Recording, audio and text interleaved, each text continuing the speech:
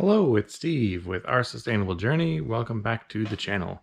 Today we're going to check in on one of our bins. It's been 2 months since we started the leaf bin, and I kind of want to see how they're doing with nothing but leaf bedding. So in my experience over the last 2 months, I've had to not add water, but get this a little bit wetter than it was. We had some issues with these leaves, like dry out like crazy. So you can see, like in the corners here, these leaves are crumbling. I figured with the food scraps and stuff, there would be plenty of moisture, but that just was not the case. And so we had a lot of issues with the bin itself drying out. So what I'm going to do is I'm going to transfer these guys into another bin and combine them with the rest. It was a fun little experiment. I think the worms did just fine. I think they did great. But I'm not a big fan of leaf bedding. It just dried out too much. Required too much maintenance. It's more suited for me anyway.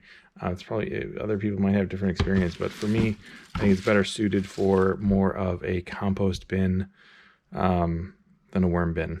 The worms did fine. They did great, but I would much prefer this as compost than I would for worms. So there you go. That's my opinion of the leaf bedding for a worm bin.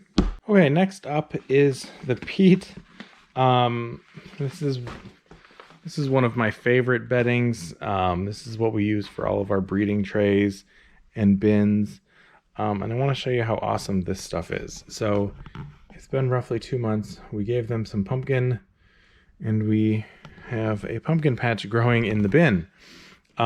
Similar issues to the leaf bins with moisture levels. I think if you remember me when I was mixing it up, you could tell that it was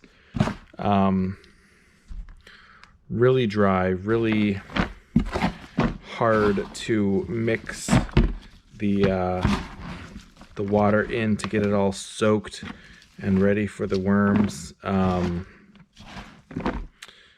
And we had similar issues like that, but if you're monitoring it, it's not a big deal. So it was pretty dry throughout. So you want to make sure that when you have something like peat moss for bedding, that you have a cover. You want to make sure that it can't air dry. So either lids on your bin or burlap or cardboard or just even a plastic sheet, something to hold the moisture in, similar to the leaves. And that's my review of peat moss as a bedding. I think it's great. It's my favorite. I mean, you just see how awesome this stuff looks. It's pretty darn perfect. The worms seem to be pretty happy too. I just saw some as I'm like playing around digging up their home. But this stuff is basically done. It's perfectly black. There we go. There's a guy. And it's at this point almost ready to go in the garden. It's looks like almost finished compost at this point. So pretty cool. Love using peat moss for worm beds. So I'm obviously, this is what I use all the time, so I'm going to continue doing that. So let me know about your experiences with it. Okay, next we'll take a look at the egg carton bedding. This stuff was a right mess.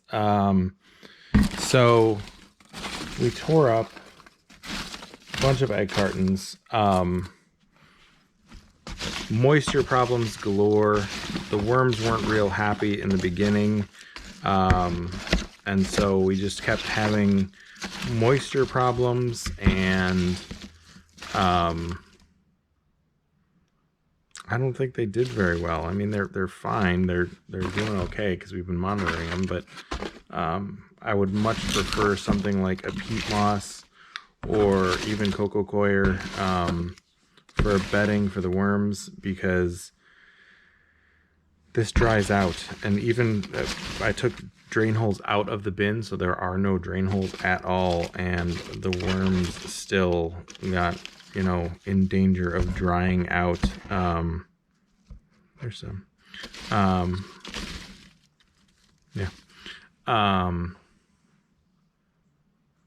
There's just, I don't know if there's just too much airflow in here that caused the problems, but I don't think this is an ideal bedding choice. It's fine for future layers, but not the initial layer. So I would focus on something like the leaves that once you got them wet and kept them wet, they stayed wet, and the peat moss, because that seems to hold it in pretty well, versus something like this egg carton. It'll break down and they'll do great with it, but not as an initial layer in the bins.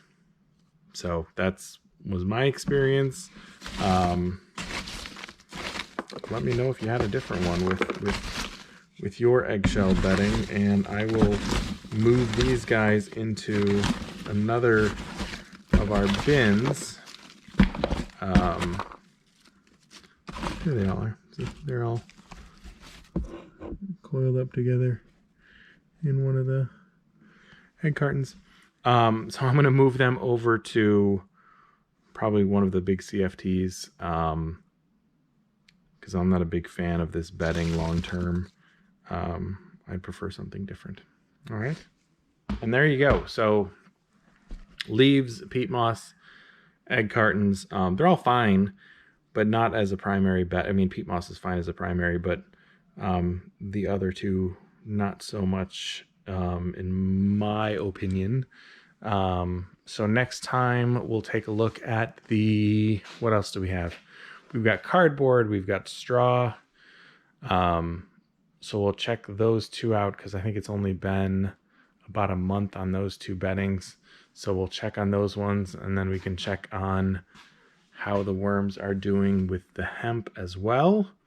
So now you know the easiest stuff to start a worm bin would be peat moss, in my opinion. But like I said, we can look over the list here and kind of see that.